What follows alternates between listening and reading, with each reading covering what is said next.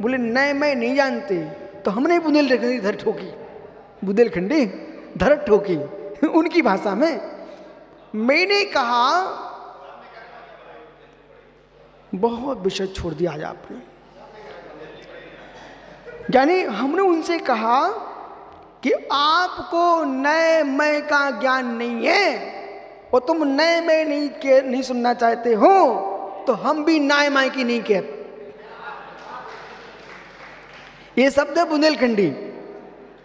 वे हमारे नए को कह रहे थे नए मैं, तो हमने कही नाय माय की हम नहीं कहते, हम तो न्याय की कहते।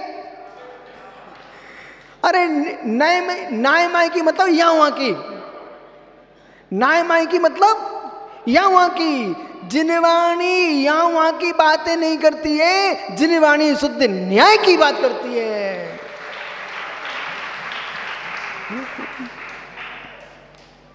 मालूम सुब्रत सागरी वो जीव कट्टर निर्गंत विरोधी था। मैंने कहा निकट भव्य है। अब कहना हमने कहा निकट भव्य है, ये मेरे पास समय सार विराजमान किए हैं, तो कहीं ना कहीं ये तो आस्था है कि विशुद्ध सागर समय सार सुन लूं। आप मेरे साथ थे, भिंड में रूर में गए थे आप। काला जी कभी भी वक्ता ये ना सोचे बड़ी सिटी में ज्ञानी मिलते, गांव में कुछ भी कह डालो, ये कभी नहीं सोचना चाहिए। जितने मुराद यहाँ विराजमान हैं, माता जी भर गए हैं, कभी मत सोचना कि छोटे गांव में ज्ञानी नहीं है। छोटे से देहात में गया मैं, तो मालूम एक है इतना बड़ा फर्रा, इतना बड़ा कागज कहां से खोज के लाया भाई। तो मालूम उन्होंने लिख के रख दिया, मेरे चौकी पर आने के पहले ही रख दिया कि गुरुजी पुराण, भागवत, रामायण, ये सब कुछ मैं आपके मुख से नहीं सुनना चाहता। ये कोई जैन नहीं लिख रहा, एक यादव वंश का एक युवा वो लिख के रख गया मेरी चौकी पर। मुझे आपसे रामायण नहीं सुनना, मुझे आपसे भागवत गीता भी नहीं सुनना है, भागवत गीता नहीं सुनना, मुझे आपसे महाभारत भी नहीं सुनना, 18 पुराण तो सुनना ही नहीं है मुझे आपसे। क्योंकि बाया लिखा क्या इसमें, सीधा लिखा उसमें वेद भी नहीं सुनना मुझे आपसे। इतनी बातें लिखी उस कागज पर, मुझे मात्र आपसे वेदांत सुनना है। अब उस कागज पे लिखा मुझे वेदांत सुनना है। मैं तुरंत समझ गया कोई अद्वैत को पढ़ने वाला युवा है, अद्वैत दर्शन से प्रभावित है। 1 घंटे मैंने प्रवचन किया छोटे से गांव में, और हजारों श्रोता, शुद्ध वेदांत पर व्याख्यान किया। और वेदांत का जब मैंने अर्थ किया, वो वेदांत को पढ़ने वाला कहता है, खुश हो गया, ऐसे झूम रहा था भरी सभा में, बोले ऐसा वेदांत मैंने कभी नहीं सुना जो अनेकांत का अर्थ है, वो वेदांत का अर्थ है। जो अनेकांत को जानता है वही वेदांत को जान सकता है, जो अनेकांत को नहीं जानता वो वेदांत को भी नहीं जानता। अनेकांत वेदांत सब में लगा अंत। अंत का अर्थ होता धर्म। आप भी अनेकांत बहुत बोलते हैं, सुनिए अनेकांत। अनेक है अंत, अनेक है धर्म। वस्तु के अंदर अनेक धर्मात्मक वस्तु को जो व्याख्यात किया जाता है, जाना जाता है, समझा जाता है, वो अनेकांत दृष्टि है, वो कथन करता है, शादवाद शैली है। अनेकांत अनंत धर्मों की व्याख्या करता है। वो वेदांत विद ज्ञाने, विद धातु ज्ञान अर्थ में, वो वेदांत ने अध्यात्म कैसा अध्यात्म? वेद अंत। सारे धर्मों को जानने के बाद एकमात्र एक धर्म जो जाननहारा है, उस धर्मी को जानना, वही है वेदांत।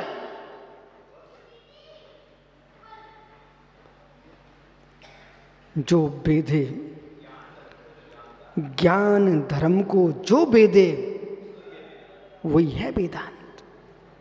इसलिए समय सार है वेदांत।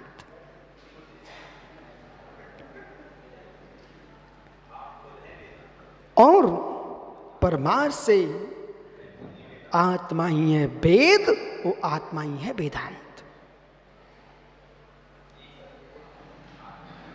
आत्मा ही है वेद। वेद वेदक भाव किसमें? भाव विभाव भाव किसमें? आत्मा ही है वेद्य, और उसको वेदन क्रिया, जिसका अंतिम स्वभाव, अंतिम धर्म निज का वेदन करना, यह वेदांत। और जो वेदक है वो है आत्मा। जो वेद है, जो वेद है, आप विकल्प मत करो, स्यात् वो ही है आत्मा। अब वेद स्यात् क्यों जोड़ा? क्योंकि जीव आत्मा, जीव आत्मा और आत्मा। भैया जब आप गहरी व्याख्या सुनना चाहते हो, फिर तो आपको स्तब्ध होना पड़ेगा। जीवात्मा और आत्मा, जो 10 प्राणों से जी रहा है वो जीवात्मा है, वो वेदक है। और जब हम आत्मा को ब्रह्म रूप में देखते हैं तो वो रहती आत्मा, ब्रह्म को प्रकट कर लेती है तब होती परमात्मा। ये सभी जीवात्मा है।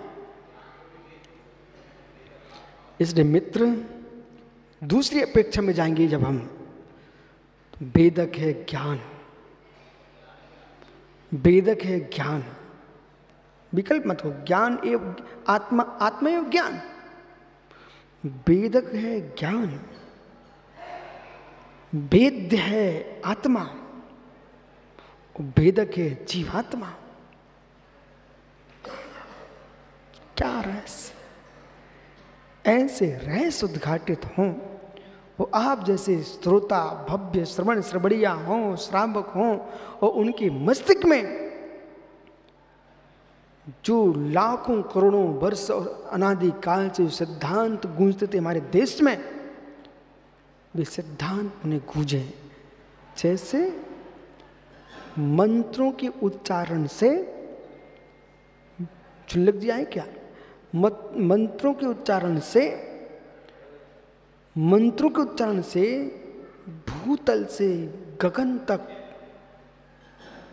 एक विचित्र आभा मंडल प्रारंभ होता है। तो जो विचित्र मतलब नाना प्रकार का एक आभा मंडल तैयार होता है। इसी प्रकार से सुब्रत सागर जी श्रेष्ठ वक्ता यदि भारत का है, श्रेष्ठ वक्ता, होशियारी दिखाने वाला नहीं चाहिए, श्रेष्ठ वक्ता है,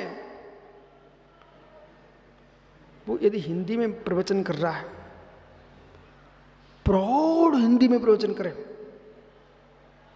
वो संस्कृत साहित्य के शब्दों से युक्त होकर के, प्राकृत के शब्द, अब विश्वास रखना वो सभा मंत्रित हो जाएगी। उसमें उर्दू, फारसी, अरबी, आंग्ल किसी भाषा का प्रयोग मत करो, एक भी भाषा का प्रयोग मत करो, आंग्ल भी कुछ भी नहीं। अब देखो, अभी यहाँ पर किसी भाषा का अभिनय की बात नहीं कर रहे हम, मैं तो आपको ये कह रहा हूँ भाई, पूरी तो घी और आटे को मिलके बनती है, लेकिन शुद्ध आटे का प्रभाव और शुद्ध घृत का प्रभाव शुद्ध अलग करके देखोगे तो अलग है। आइए पहले समझदार लोग थे, बोले मैं खाना भी ले जाऊँ, दवाई भी लेके जा रहा हूँ, क्योंकि यात्रा में जाएंगे भारी खाएंगे तो सिर दर्द होगा, तो यात्रा में जाएंगे पंजीरी खाएंगे सिर दर्द भी ठीक होगा, वो पेट भी भर जाएगा। अज्ञानी क्या बोलते हैं, गरीब लोग थे तो पंजीरी खाते थे, अरे तुम पागल हो तो पंजीरी नहीं खाते हो। बैठो भैया, आइए। पंजीरी जानता बालक? लब कुछ पंजीरी जानते क्या? बालक पंजीरी जानता है? बहुत बढ़िया। जाओ बेटा कोई म्यूजियम में, नहीं तो मोबाइल पे रिसर्च करो, अब पंजीरी खोल खोल पंजीरी लिखो उस पर, निकलती कि नहीं निकलती। खोज बेटा, अपने अपने मोबाइलों में देखो, पंजीरी लिखो उस पर, खोजो, कम से कम मालूम तो चले कि पंजीरी उसके अंदर है कि नहीं। ओहो, नहीं कसार मत डाल, तुम पंजीरी के नाम से डालो, जब पंजीरी ना मिले तो फिर संपूर्ण सा कसार डाल देना। आइए,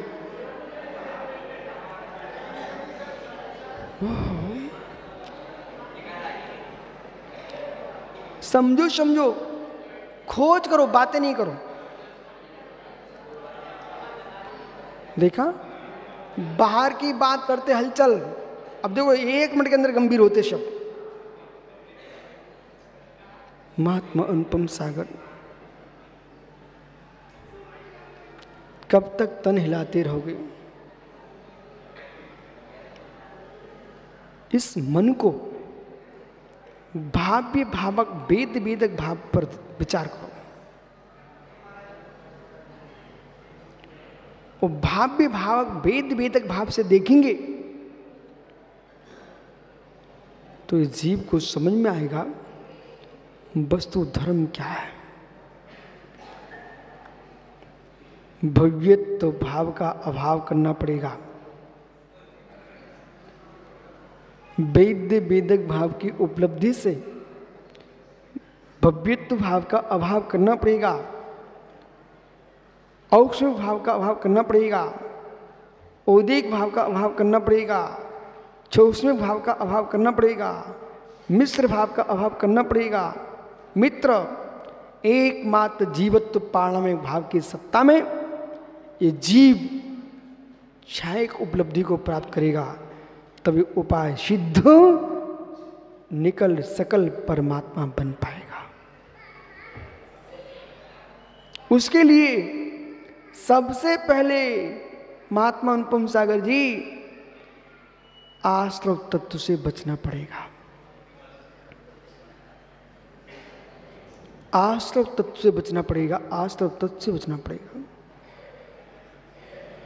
जो जो भाव आहार, भय, मिथुन, परिग्रह, इन 4 संज्ञाओं में जो भाव जा रहे हैं वे भाव तुमको निज वेद वेदक भाव का भेदन नहीं होने देंगे।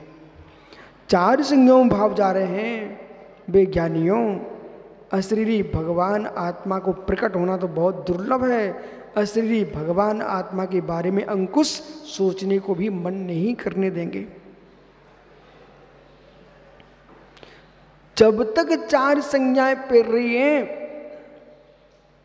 कितनी ऊपरी शब्दावली तुम कितनी गहरी जानते हो शास्त्र पढ़ करके, लेकिन भीतर का अध्यात्म जो है 4 संज्ञाओं के डूबे जीव के पास किंचित मात्र भी नहीं होता। आहार, भय, मिथुन, परिग्रह, 3 इन 4 संज्ञाओं, 3 अशुभ लेशक कृष्ण नील कापोत, इनके साथ जो जी रहा है वो पाप आश्रम को कर रहा है, संक्लेश प्रणाम से जी रहा है, कालुष्य भाव से जी रहा है। वो तो जीव पाप आश्रम में लिप्त है, उसके पास तो पुण्याश्रम ही नहीं है। और जिसकी मैं बात कर रहा हूं वो पुण्य पाप से शून्य वेद वेदक भाव परमात्मा का है। इसलिए राकेश पंडित जी, कभी कभी आपके ग्रुप को देख करके मुझे दया आती है। वो दया आपके ग्रुप को देख इसलिए आती मुझे कि बेचारे परमार्थ में प्रवेश किए नहीं, व्यवहार को स्पष्ट करना चाहते नहीं, निमित्तों को दूर भगा करके उपादान पर विचार कर नहीं पाते, शब्दों के जाल में बैठ करके बेचारे पत्थर की नौका से सागर पार करना चाहते हैं। हो। इसलिए मेरे बड़े भैया, ओ ज्ञानी राकेश पंडित जी, ओ ज्ञानी राकेश पंडित जी, शब्द ब्रह्म जड़त्व भाव है। शब्द ब्रह्म जड़त्व भाव है। चैतन्य ब्रह्म ही ज्ञायिक भाव है। उस ज्ञायिक भाव की लीनता ही मोक्ष मार्ग है। शब्द ब्रह्म नहीं है मोक्ष मार्ग।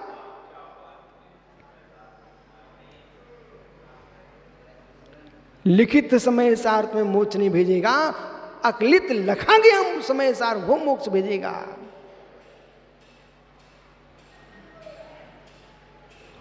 फिर आपको इस 17 भाग में समय देशना का क्या होगा? मित्र, उससे उसे अध्ययन करो, उससे निज समय सार को जानो, लेकिन जाओगे निज समय सार से ही। बराबर?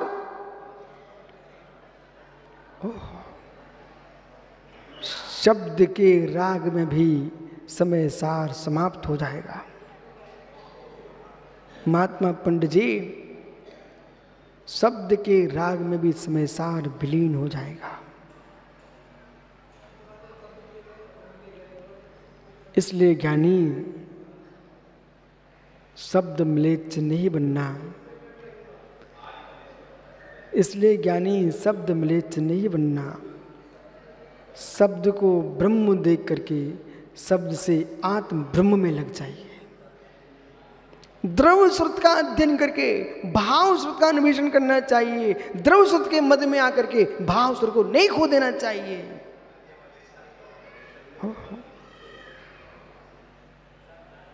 आइए, महात्मा विष्णु सागर जी,